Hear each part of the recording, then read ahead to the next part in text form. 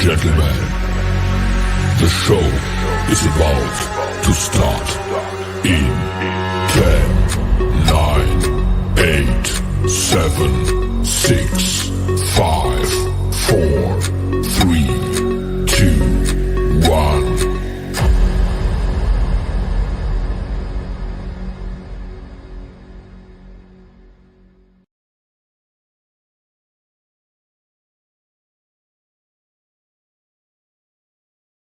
The following program is rated TV MAL. It contains strong language and is intended only for mature audiences.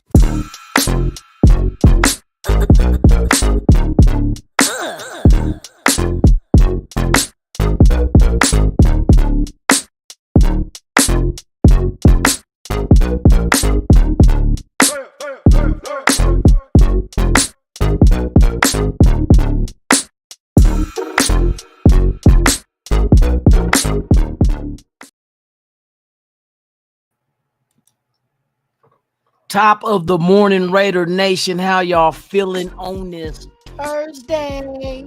Look a little dark, don't I? This damn camera, because I get close. It's all this white I got on.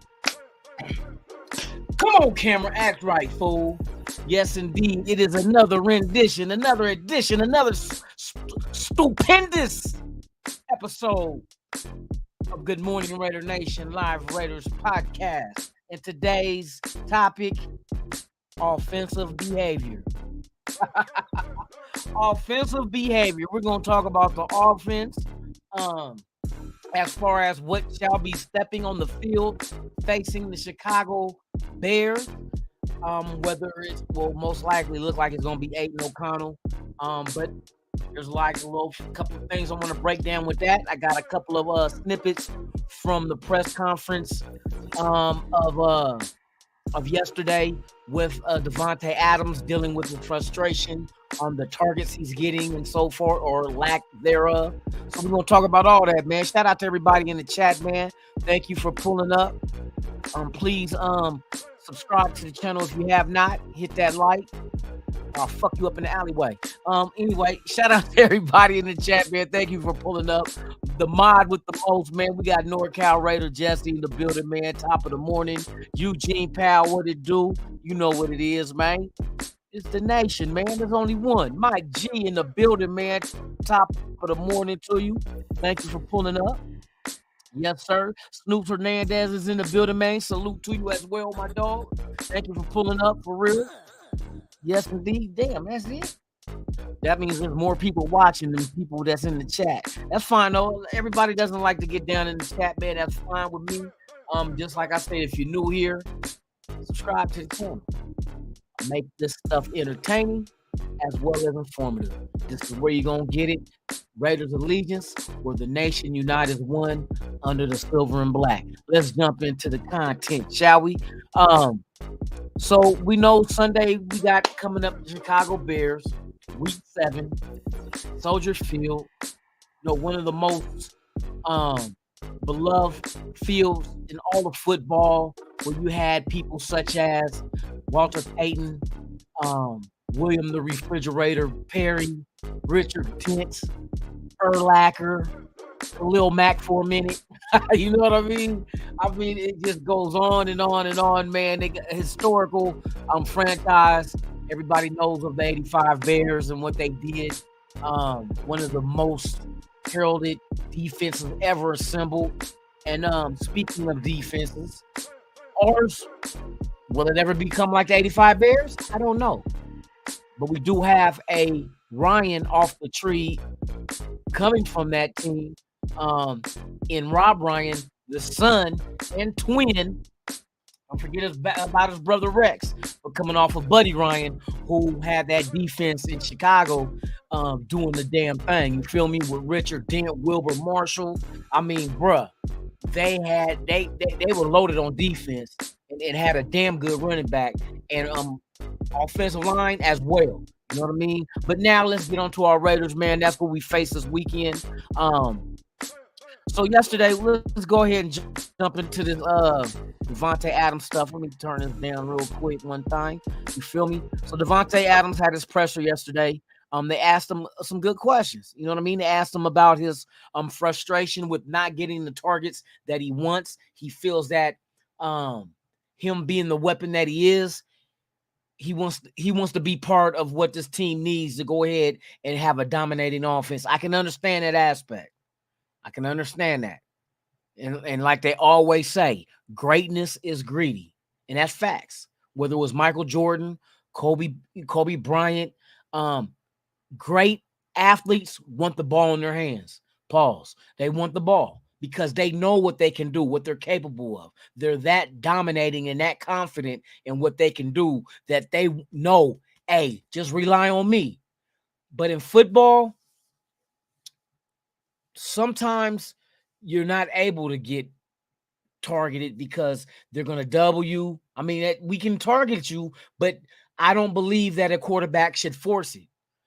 We see Garoppolo when he forces the ball into tight coverage such as that, the end result ain't always the best. You know what I mean? You do get turnovers. You get balls tipped up in the air. It's a lot of things that can happen from that. And I think just Davante, it ain't like they're purposely not trying to go to you, but it's like we got a plethora of other weapons on this team. And I think what makes this team, like offensively, what can make us, like last year, we did okay last year on offense. But the only thing that stood out to me last year in last year's offense was Davante Adams and Josh Jacobs. I believe in offense, it's more of an intimidating factor and more of a force the will upon others when there's multi weapons on this team, when you're well balanced. And I spoke of this before about the offense being balanced. You know what I mean? Where no matter who you try to shut down and stop, somebody's ready to take up that slack and be the one that you can't stop. And I believe this team is being built that way. It is also being developed as far as the young talent that was drafted in this past draft. They're all being developed, and you're starting to see them emerge in this offense on the offensive side of the ball. Now, the rumor floating is that Aiden O'Connell is the one everybody in the building is leaning towards to be the starter. I agree. I don't believe at this juncture that Hoyer starts. This is my reason why. If Garoppolo can't go, right? He's sitting out. And everybody want to know, is it going to be Hoyer? If it's going to be Aiden O'Connell. I think Aiden O'Connell's baptism by fire was against the Chargers. That's over and done with. Even with the turnovers he had, we were still in the game. You know what I mean?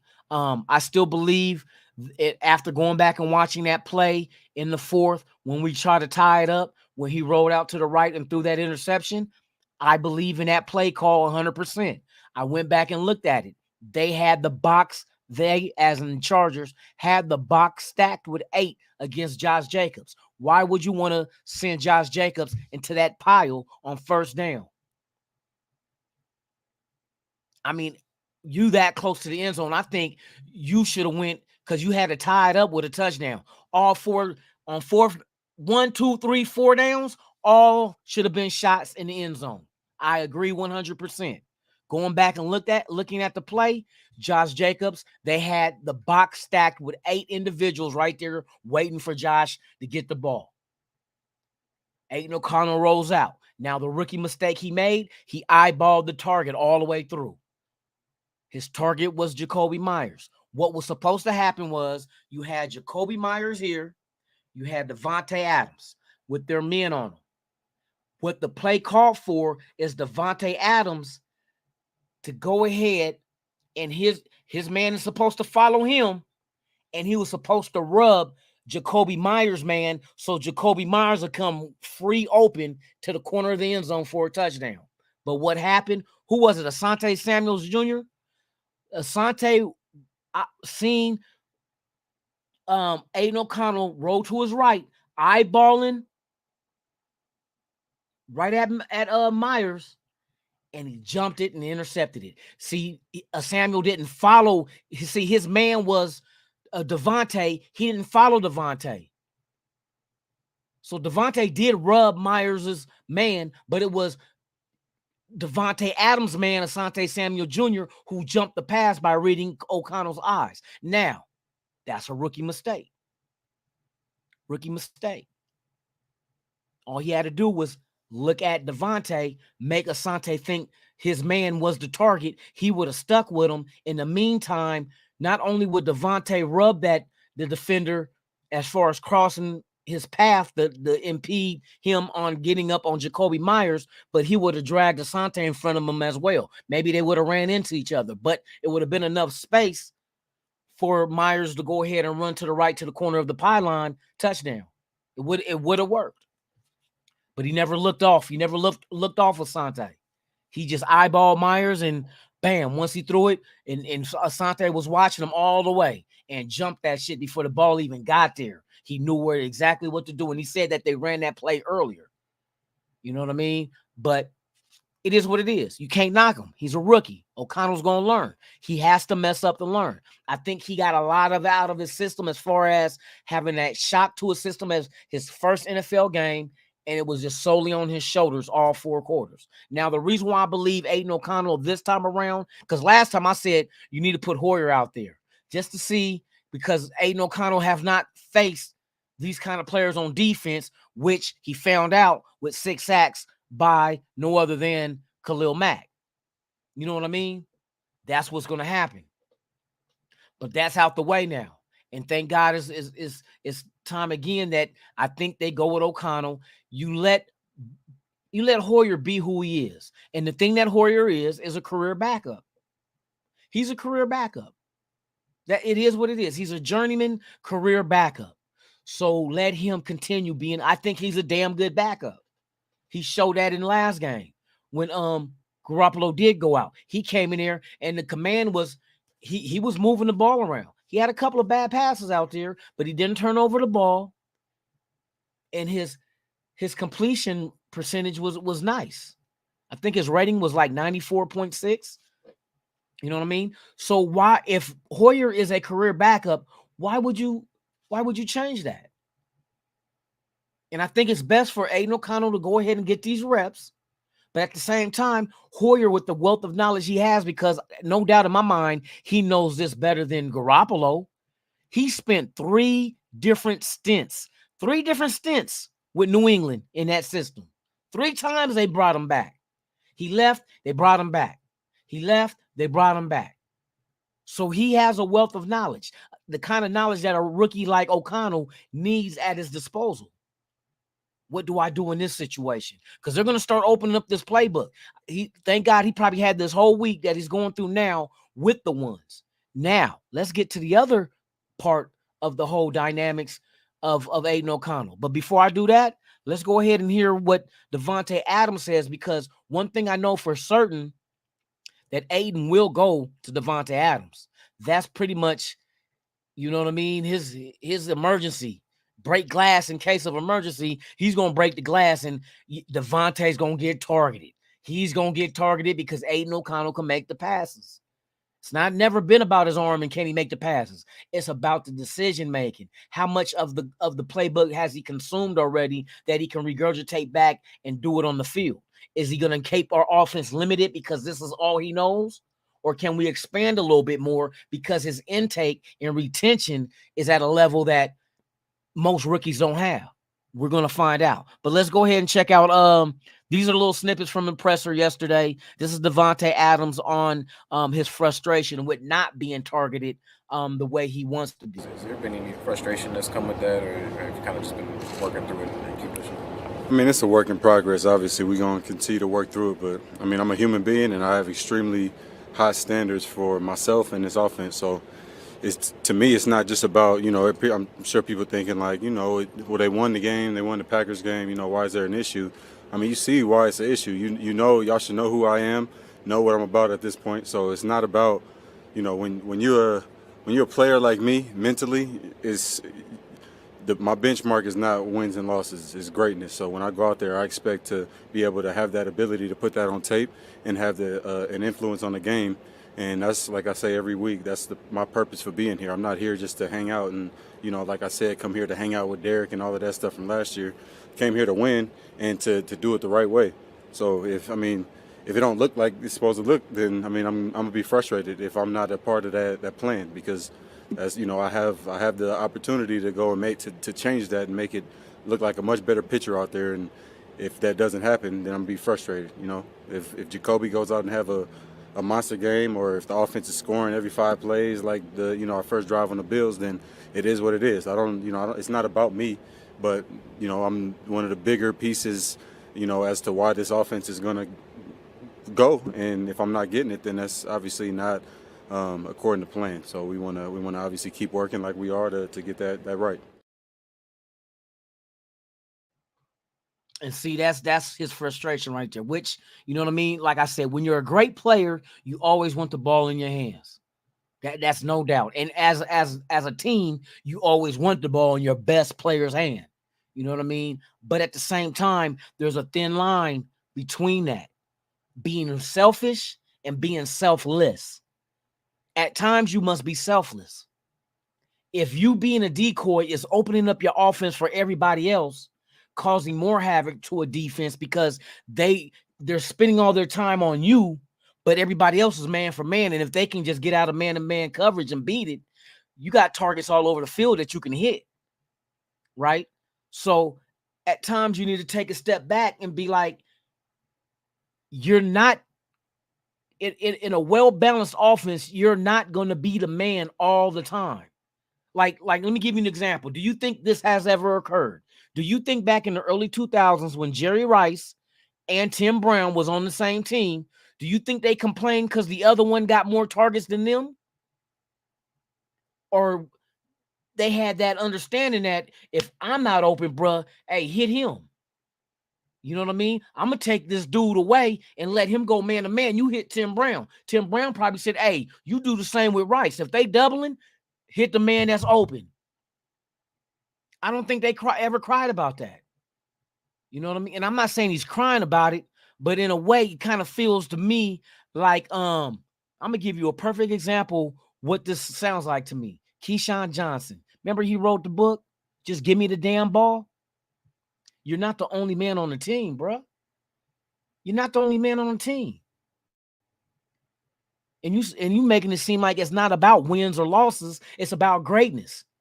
Well, winning games make you great. You can't do anything without winning games. I don't care if the game is the most shittiest game you ever played. You still need that motherfucking W. So to hell with greatness as far as individually, what about greatness as a team? And that's exactly the cloth that this franchise is cut from, is the whole team being great. The times we were winning Super Bowls, it wasn't because of one man. It's never been about one man on the Raiders, ever, ever. It was about the whole team. You had Hall of Famers lined up from both sides of the ball, special teams that made that team go, made that team win. That's what greatness is when you come together as a team and get rid of that me. And you start saying us. That's greatness. Every team you mentioned about being one of the greatest teams ever to play, there was not just one dominating player on that team. I don't care if it's the Cowboys with Emmitt Smith and them. It wasn't just Emmitt Smith. We know that. Even when it was the Rams in St. Louis, the greatest show on turf, it wasn't just Ricky Pro and Kurt Warner. You know what I mean? You look at the 85 Bears, it wasn't just Walter Payton. So all Devontae just got to understand, bro, it can't just be me, can't be you all the time. If you really want this team to be great, everybody has to be a weapon. Everybody has to be accounted for a defense to sit there and take that split second of trying to figure out who the one's getting the ball, and that split second becomes 3 yards of separation that the quarterback can hit the receiver with. That 1 second of freezing up, of trying to figure out who is it. So sometimes you got to swallow your pride. Pride is one of the 7 deadly sins. Swallow the pride, bro, and win games. If you win games, you get a Super Bowl, and you're not consistently being targeted every game, but you guys are winning games and you get to the Super Bowl and win it, or are you gonna sit there and look at that trophy like that fucking Lombardi trophy don't mean shit because I wasn't able to be great? No, but your team was great. See, you're pinning being great on the wrong fucking target. Now, individually, yeah, you want to be great, but the overall is the team being great, because only teams win championships, not individuals.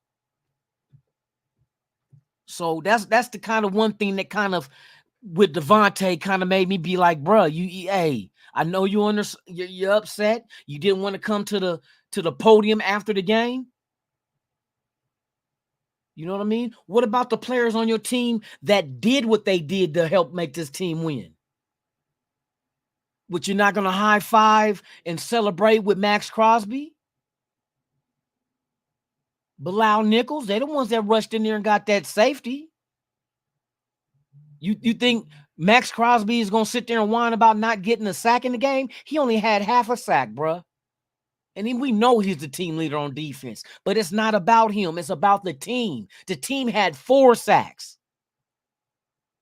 Max Crosby had a half a sack. Did you hear him complaining after the game that I wish they let me get more sacks? Take a note, bruh. Take a note. I'm just saying, you are a great receiver, but sometimes it's not going to be you to win the game. It's not going to be you to win the game sometimes. Be happy for your teammates. Be the leader that you're supposed to be, and be like, hey, it's not about me. It's about us. We won. But you didn't want to come to the damn presser. I'm not going to knock Davante Adams, because Davante Adams is a hell of a receiver, the best receiver in the league. But I done seen plenty of the best receivers in the league. And I ain't going to say I've never seen, you know what I mean, that kind of me attitude. Because like I said, Jerry Rice, one of the greatest to ever do it. When he was with John Taylor with the Niners, I didn't hear shit. Tim Brown with the Raiders, I didn't hear shit.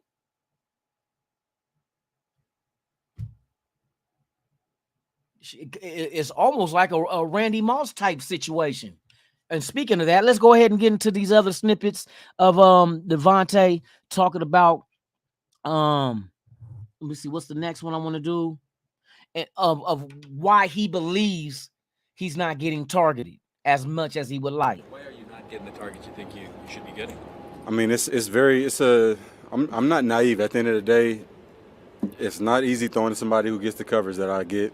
And, you know, it's a lot of attention, a lot more than what I'm sure Jimmy, Derek, Hoy, whoever we got out there, Aiden. It's a lot more complex picture, you know, that they're looking at than the numbers that we studying throughout the week, because you're going off of tendencies and what other teams do and how they play, other teams and things like that. And then when you play us, it's going to be different. So it's a lot of,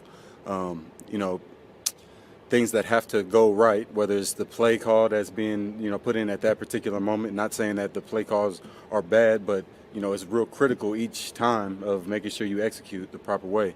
So if we can't adjust throughout games, talk, me the quarterback or me and the head coach or, whatever the case may be, having the proper communication to make the picture right, well, then it's going to be a lot more difficult than, it was 3 years ago on third down for whoever else was out there with Derek. It's just the way that it is. So I'm aware of that, and I know that it's not easy, but I've done it, and, I even did it last year. And we've had flashes, this year making it happen, but it just got to happen on a more consistent basis in order for us to be the offense that we want to be.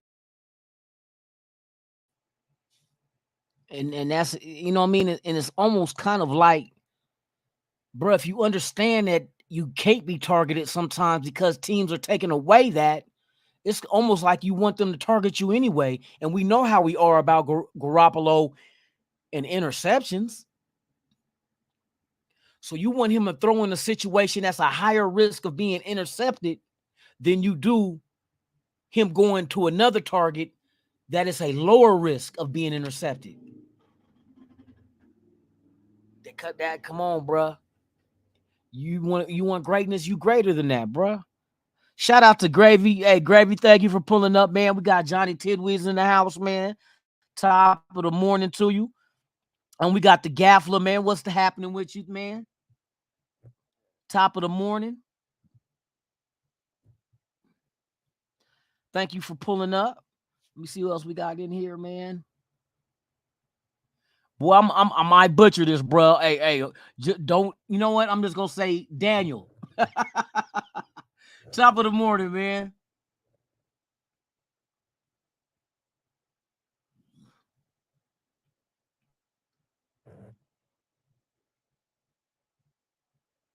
Yeah, like I said, he's on that. He's on the fence because, like he just said on his second time, he understands that defenses are going to try to take him away. You know what I mean? So if defenses are doing that, there's going to be times he's not open. And if he's not open, do you guys have trust in Garoppolo throwing to a covered Davante Adams? Answer that question. Are you confident in giving the ball over or possibly turning the ball over back to the other team because since he wants the ball, you're forcing it to him now? You don't want to force it. We see what happens when you force the ball to him and he's double covered.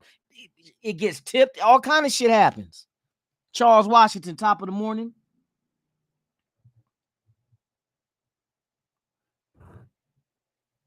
No, but Michael Jordan didn't always take the last shot. If you remember history, he didn't always take the last shot. Now, 9 times out of 10, you want him to do it, but you know what I mean? You can't do it every time, 100%. There was a reason why they go get a Scottie Pippen, and there was times that who was it, BJ Armstrong, that he had that took the shot out the corner and knocked it down. You know what I mean? So if you got Shaq and Kobe, who do you give it to? Now, that was a conflict, and that wasn't because of basketball. It was personal between those two. But they had a dynasty. But egos got in the way. Pride got in the way. So, I mean, shit like that happens, but like I said, he's not a bad dude. I understand when you're great at your position, let me get on my back. You know, you always had that mentality, get on my back, I got y'all. But sometimes somebody else can do the same shit. They could put the team on their back sometimes, or knock down that one shot, or get that sack, or interception, or get that strip fumble, or break that first tackle and take it to the house. Josh Jacobs, I mean, you don't hear him give me the damn ball. I mean, I'm just saying, I'm not knocking the dude. I'm just saying you got to pick and choose. You know what I mean? Pick and choose.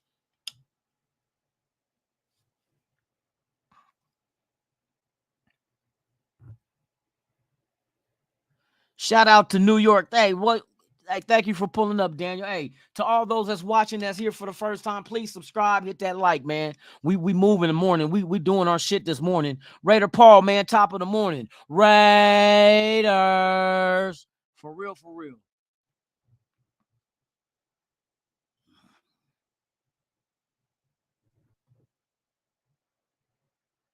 You know what?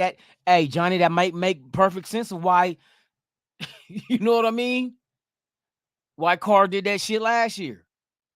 He targeted Davante 180, a little bit over 180 times, and only and missed 80 of them. You damn near broke 500 on the targets year long to Davante Adams. And it kind of makes you think maybe that's why Aiden O'Connell was target him as well. Because Davante probably got in his ear and say, Rook, just when you in doubt, throw it to me. They didn't win the game. And he wasn't throwing to him on that last play when it got intercepted. He was going to Jacoby Myers. But if Aiden O'Connell had the sense to not just stare down his target, that's all that was. The play would have worked. Because the way, fucking Jacoby Myers came across this way, and Devontae Adams, he had the perfect. He got right in the way of Jacoby Myers, man. Jacoby Myers, man, it was lost in the sauce. There wasn't nothing he can do. But Asante was on this side, and instead of following his man, which was Adams, across that same path going to the left of the end zone, he broke on the ball and intercepted it. That's all that happened. That's a rookie mistake. Aiden O'Connell's going to be fine. I'm pretty sure they broke down the tape. They're going to be fine with it. I'm not mad at it at all. Who else we got up in here, man? Renee Revolta 95, top of the morning. Nah, ain't nobody tripping on DA, but what you so every pass play got to be to Devontae, right? Look, I'm gonna show you how this shit is right now. This is crazy to me.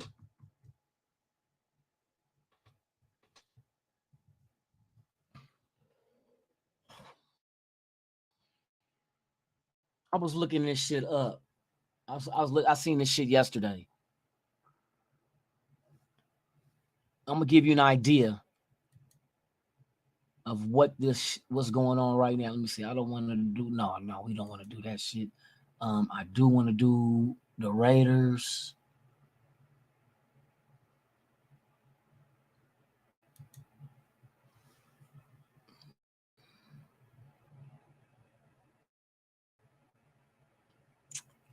Let me see. We need stats.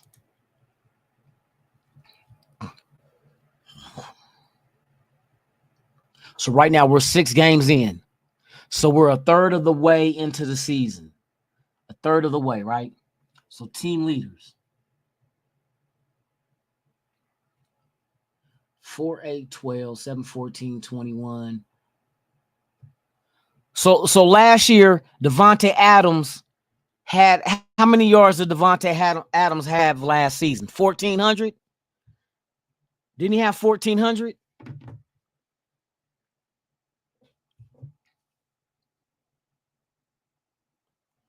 Hold on, I'm gonna show you something right now, man. This shit.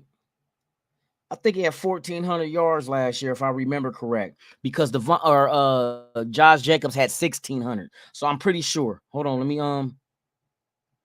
Devontae Adams, Wikipedia.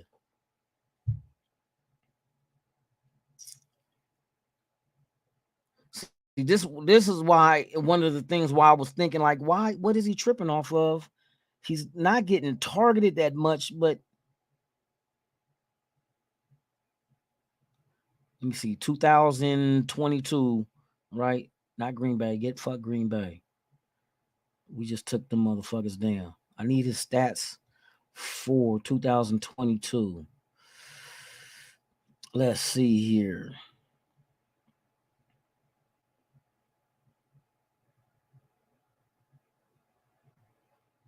So last year, Devontae Adams, with his stats, he made first team All-Pro, right?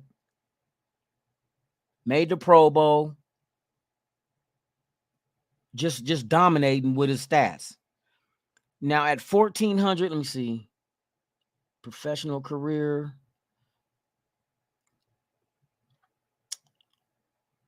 I need the that's pre-draft. That's the I need his pro shit with the Raiders. Does that. I need 2022. What is his numbers? Ding, ding, ding, ding, ding, ding. But I know it was 1,400 and something. If I can find that shit. Wikipedia. Why y'all ain't got this shit listed on here in order? Fucking bitch face, motherfucker. Hold on. Damn, they don't even have it lined up. Oh, okay. NFL career statistics. Here we go. 2022.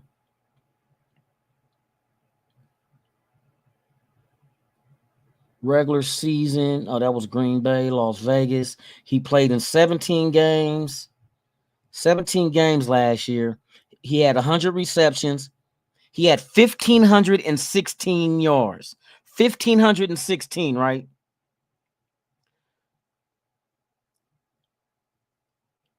for what is it right now? We're at 471 divided by 6, 78.5. So, god dang it, I hit the wrong shit. 78.5 times 17. He's on pace for 1,334 yards. 1,300 yards is what he's on pace for. That's a hell of a season. You know what I mean? For a wide receiver. But see, he got to understand. Hold on, let me see what this other one is.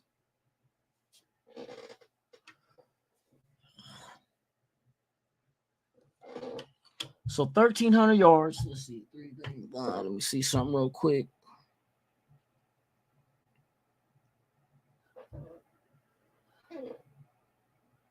Six divided by 6, 56. 56 times 17. And you got Jacoby Myers, who's on pace for 952 yards. Because he's sitting at, look, Davante Adams right now has 471 yards receiving, and Jacoby Myers right behind him at 335. So you possibly right now looking at having 2 wide receivers at 1,000 yards each. That's exactly the same thing that happened with Jerry Rice and Tim Brown with the Raiders in 2000. Was it 2002 that they did it? 2 1,000-yard receivers. I don't think neither one of them complained about the other one getting receptions and getting that many yards too. I'm just saying. I understand he's a good receiver, but bro, there's a thin line between love and hate.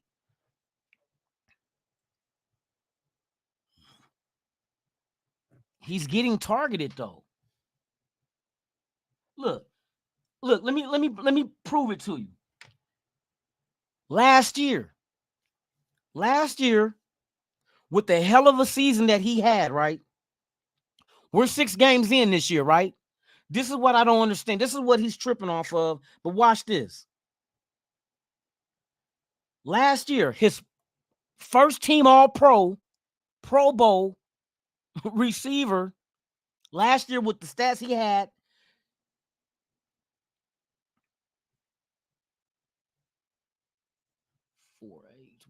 he's do you know he has 39 receptions right now with 6 games? 6 games. That right now looks like it's going to be for a 120. He's going to probably have 20, almost 20, if not more receptions than he had last year. He was targeted last year 100 times, 100 receptions. Not 100 times, but 100 receptions. He's going to break that this year. That's the pace he's on. He has 39 right now. We're a third through the season. Bruh, that don't make... You're about to do better than last year. And you was targeted hella times last year. That's how you got the record. The touchdown record and the receiving yards. That's the most receiving yards you had with the Raiders last year than you had with Green Bay in a season. The fuck? Come on, man. Sometimes motherfuckers, the greed is man, greed becomes gluttony.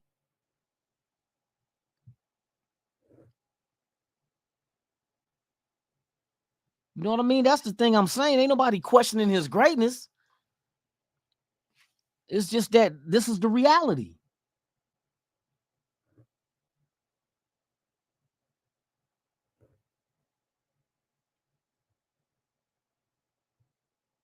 Hey, people just got to understand, man. You got to be logical. Shout out to Raider Goon, man. Tops to you, man. Thank you for being here. Who else I got in here? Raider Paul. Make sure I ain't missing nobody, man.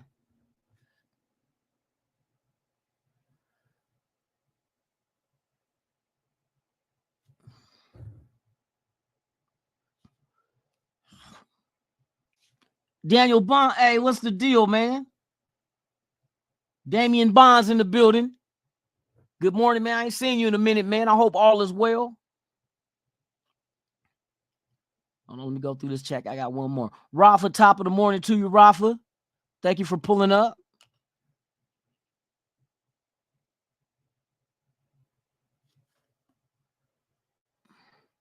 Okay, let me play this one more snippet. And this is about how him and Josh McDaniels on the same page. Josh McDaniels think he needs to be targeted more too. I think you need to utilize him consistently and not just shy away from him. But I don't believe you just continuously just go him, and say fuck everybody else either.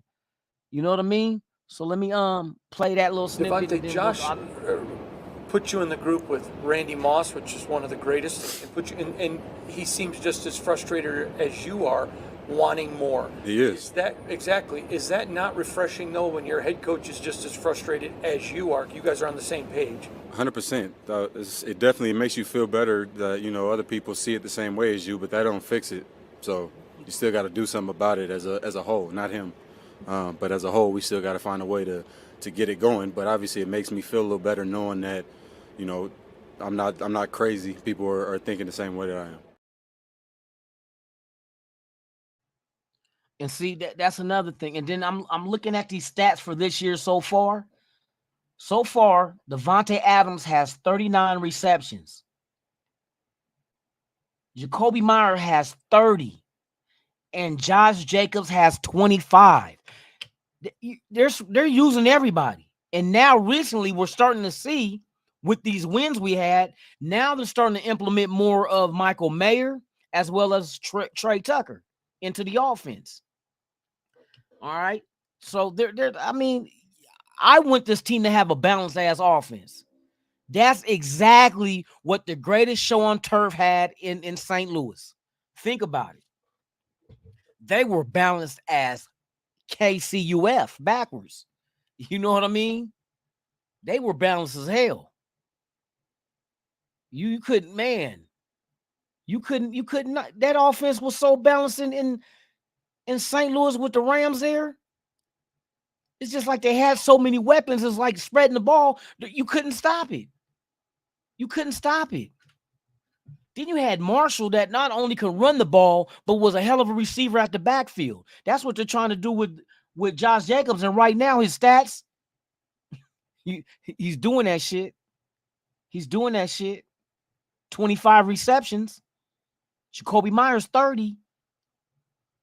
Michael Myers is going to make Michael Mayer is going to make his way because he has 8 receptions on the targets who've been targeted the most. Davante Adams has been targeted 59 times so far this year.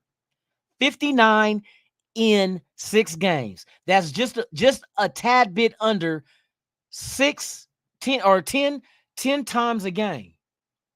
10 targets a game. Who the fuck averages 10 targets a game?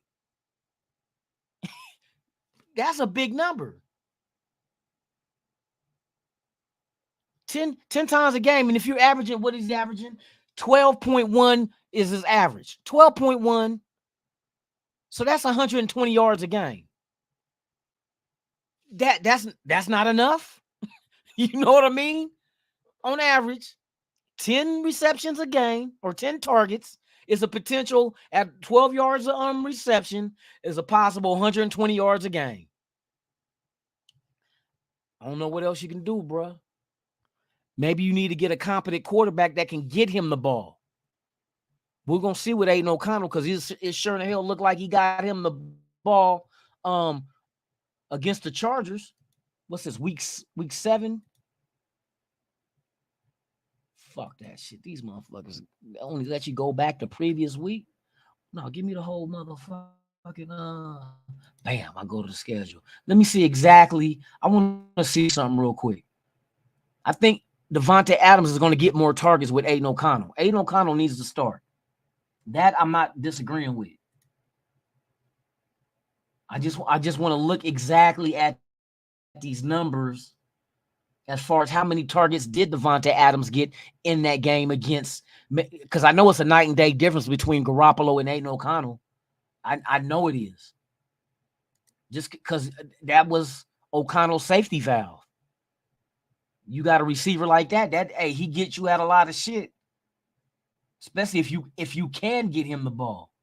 Receiving that game, that was against the Chargers. Let's see. Oh, don't say how many times he was targeted. But he had 8 receptions for 75 yards. The same game, Josh Jacobs had 8 receptions for 81 yards. You almost had 200-yard receivers from your running back and your wide receiver.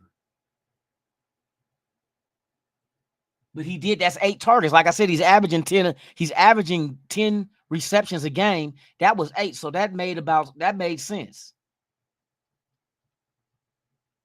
He's getting targeted, bro. I just you know what I mean? I just don't want to just be one-dimensional and just every damn play is throw it to Devontae, throw it to Devontae. Because what happens when you have a team and offense like that, then the other potential targets, what are they doing?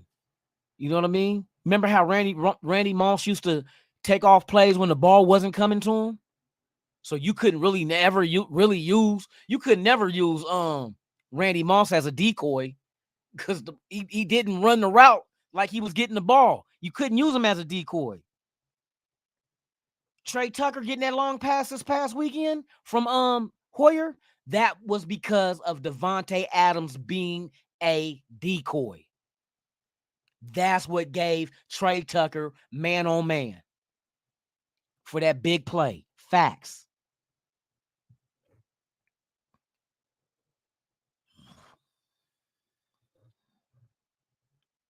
See, 30 targets in 2 games, bro. It's just, I think it's just the quarterback. It ain't got nothing to do with Davante or the play calling. It's the fucking quarterback not getting him the ball. You know what I mean?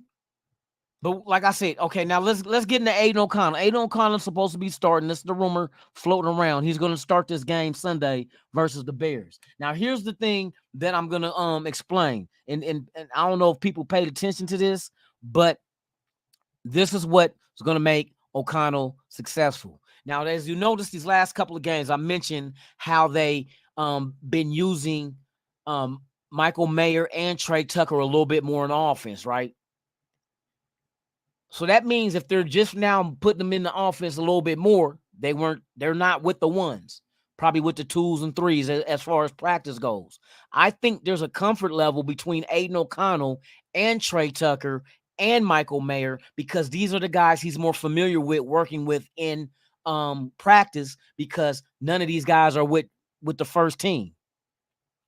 So these are the guys that he works out on a regular basis with, developing a rapport with them and getting chemistry. That is going to add to the whole dynamic of him coming in this Sunday. If he starts, he's going to have that. And because they're going to use Mayer. You see what Mayer did when you targeted him.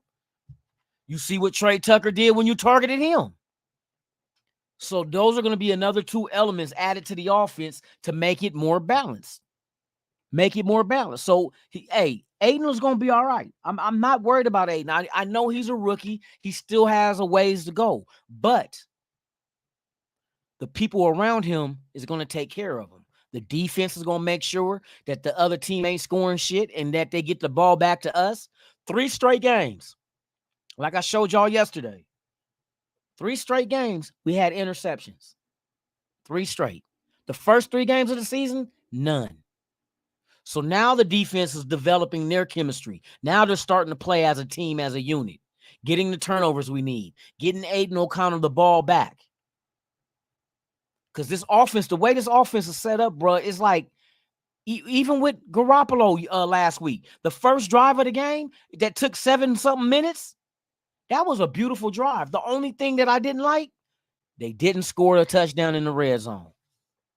They had to settle for a field goal. And that's one thing you have to go ahead and assess into everything. The red zone. We were in the red zone 6 times last week. 6. You know how many touchdowns we scored? 1. 6 times you're within the 20 and you only get 1 touchdown. That's not acceptable. That's not acceptable. See how many points we left out there on the field? You see that? How many? We left 35 points in the red zone. 35. 5 touchdowns. Because we only got 1 out of 6. So that's telling me the team is driving and making the great plays. There's more good plays than bad plays. If you're in the red zone 6 times, that means you drove down there 6 times with the play calling and the production and the targets and the receptions and the rushes. 6 times your offense got you into the red zone.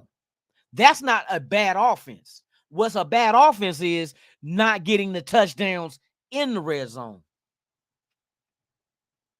Like I said, this team, bruh, is watch what I tell you. Just trust me. Trust me on this shit. Trust me. Fix the red zone efficiency. Continue to spread the ball around like you're doing. Teams can't defend that. This is why I said that. When you have a balanced ass offense where you got hitters at every playmaking position, from your running back to your fullback to your slot, your receiver 1, receiver 2, your tight end, when you got that many weapons, there's going to be somebody on that defense that's not that good.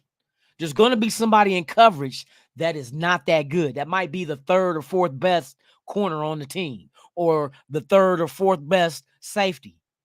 If you got all these people out there and they're trying to come guard somebody, there's going to be a weak defender on a playmaking position. Trey Tucker. That he's going to probably, because Devontae is going to get the best. Jacoby Myers is going to get the 2nd best. Now you're left with, if you bring Trey Tucker out there and you got not Jacoby Myers, but if you got Michael Mayer out there, now you're getting to the 3rd and 4th best corners. Somebody's getting their ass beat. Somebody's getting their ass beat. Shout out to Mark Henry, WWE. Somebody's getting their ass kicked. Somebody going to get their ass kicked. Somebody. But see, the thing is, that somebody who beats their man, the quarterback got to see him and get him the ball. The quarterback got to see him and get him the ball. That's the beautiful thing about when they stack boxes, is you're even. You're balanced in the receiving department at the targets. You can even use your running back, Josh Jacobs, in the passing game like we've been doing. Yo, you throw 8 in the box, you definitely not doubling nobody because you're so worried about Josh Jacobs. Play action pass. That's why they use that little flea flicker with Josh Jacobs sometimes, because there's 8 in the box. If they believe he has the ball, they're going to collapse. That means he pitches it back, but the quarterback got to make the right decision and hit the right receiver, the right target, because somebody's going to be open.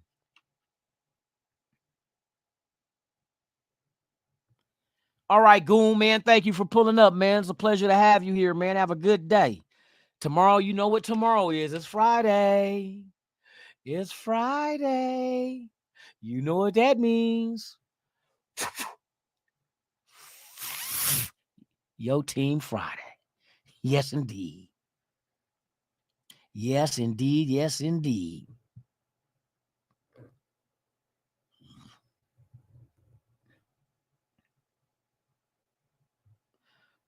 Oh, yeah, Raider Paul. But see, like I said, O'Connell's not by himself. Look at the beautiful targets he has around him. Look at the defense that's getting better within every game now. Being disruptive, getting sacks, getting pressures, getting tackles for losses, getting interceptions, getting quarterback hits. All those numbers, those stats are all increasing over the last 3 games. They all have increased every game. So now it's starting to look like this defense is, and a quarterback's best friend is a great defense. Why did they say that? The only reason why Garoppolo was winning with the 49ers is because why? The defense.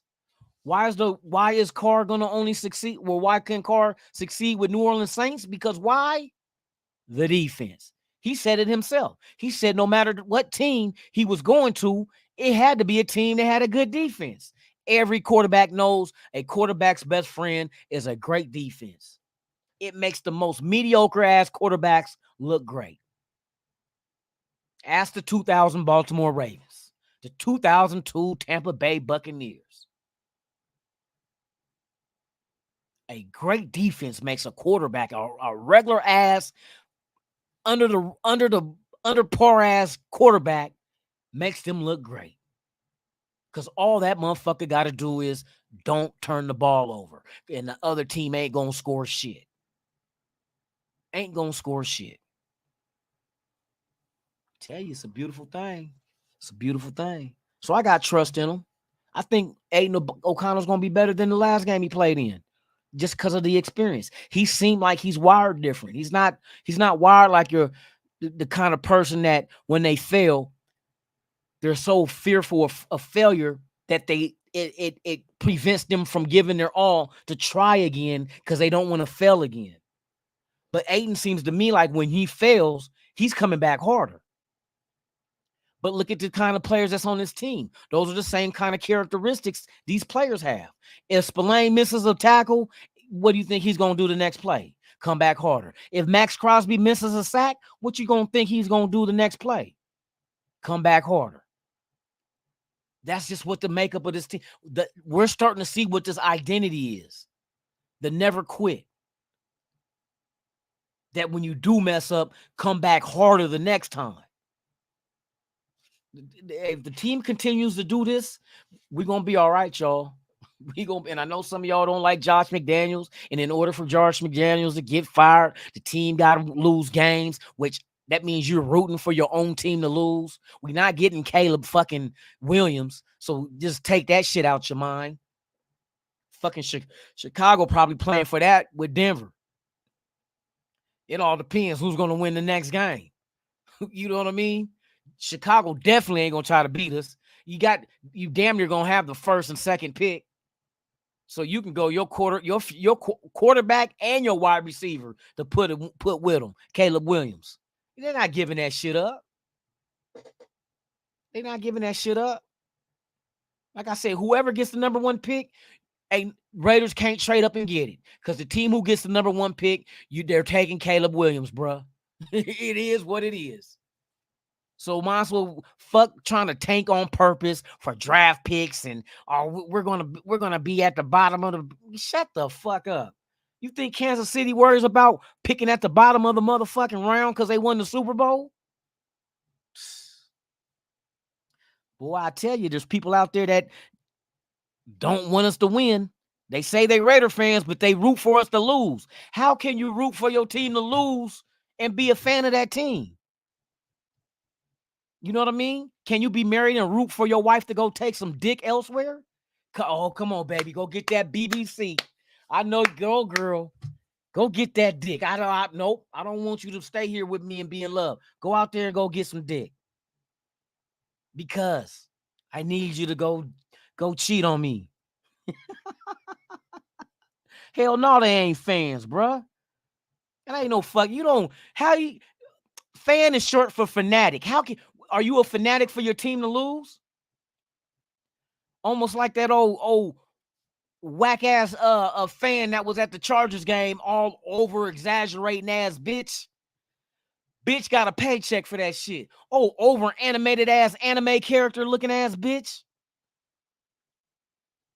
Bitch ain't even no Charger fan. They talk about, her and her husband got season tickets. No season ticket holder acts like that, bro. Like y'all motherfuckers was on ecstasy and crack. You know what I mean? Your motherfuckers out there, man. I'll do it for a rock. I'm trying to win every game, bruh.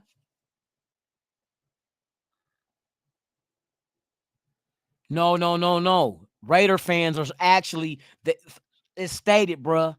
They're mad because we're losing games. They either want us to tank to get Caleb Williams or they want us to lose so Josh McDaniels can get fired. So they don't want us winning games. It's just like last year. People that didn't like Carr and wanted Carr gone needed the team to lose for that to be the reason why they got rid of Carr.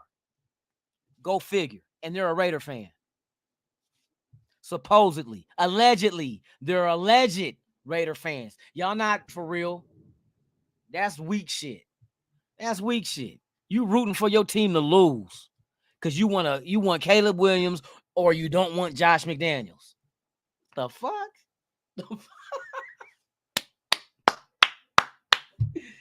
You are trash. Trash-ola. You know what I mean? Fucking trash. Bruh. Hey, Johnny, I'm telling you.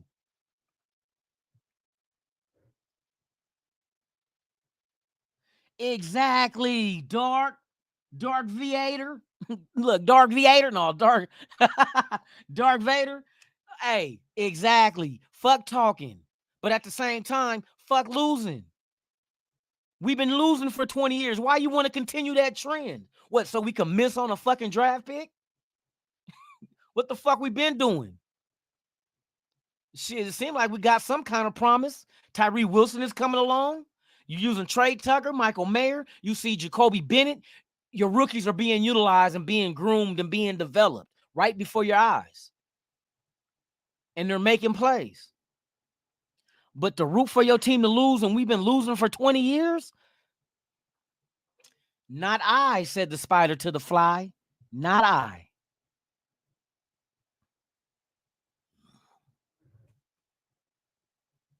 Exactly. So fuck tanking. We can't even make no good picks. Why tank? Just go out there and try to whoop everybody's ass. Get better. Fuck that draft pick. Tell that draft pick, eat a dick. You know what I mean? Hey, man, I'm over my time, bro. Hey, I'm going to jump off here, though. But, man, this been a beautiful-ass conversation with the beautiful nation. You know how we get down, man. Real ones, they know. We ride. What's the old saying? Win, lose, or tie, Raider till I die. Let's go. Let's go. So with that being said, man, you guys enjoy your Thursday. Be safe out there. Make it back to your loved ones, man. And just remember, there's only one nation. And it's us, bitch. It's us. Fuck your team. Friday, tomorrow, 7 a.m., p.m., Pacific. No, not p.m., Pacific. And 10 a.m. Eastern. Yes, indeed. It's fuck your team. Fuck the Bears. Fuck the Bears. I say fuck the Bears. Fuck the Bears. Fuck the Bears. I say fuck that motherfucking punk-ass bear. Fuck the Bears, bitch. We out. I'm out with this. Before I go, subscribe to the channel. Hit that thumbs up. We out this B.I.